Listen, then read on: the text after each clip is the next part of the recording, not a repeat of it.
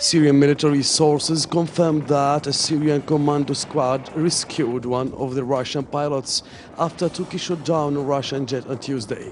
According to the Syrian-Russian Joint Operations Chamber, the rescue operation lasted for 12 hours, after which the Syrian commando managed to find the Russian pilot being held in Latakia province by so-called moderate rebels.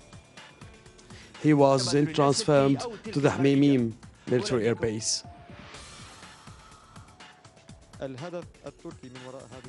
Turkey, Qatar, and Saudi Arabia are sponsoring global terrorism, and that is no longer a secret to anyone. The downing of the Russian aircraft raised a lot of questions. For example, if the West is actually willing to go to a world war in support of Erdogan and his ambitions, but now we see all sides behaving calmly, even though it is clear that Russia's response would not go beyond continuing its air campaign in Syria. The General Staff of the Russian Armed Forces announced Moscow's decision to cut off all military contacts with Ankara. Erdogan has said that Turkey has no intention to escalate the situation. And at the same time, Turkish officials have reiterated their intention to establish a buffer zone stretching from the Syrian Jarablus to the Mediterranean with help from its allies.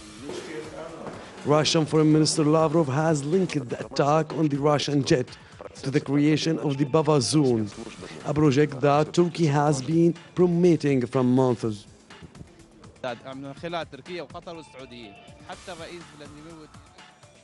Turkey's foreign policy goals can be frustrated by their attempt to call for a NATO intervention. Turkey has attempted this a few times before, but has failed. Russia will not allow the situation to escalate to that point, especially since the United States knows this will not favor it, and in light of Russia's recent entry into battle against the Islamic State.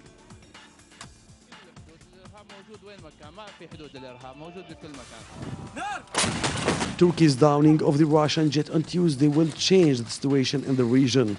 Significant progress has been made by the Syrian army since the Russian air campaign began, especially in the bordering Latakia province.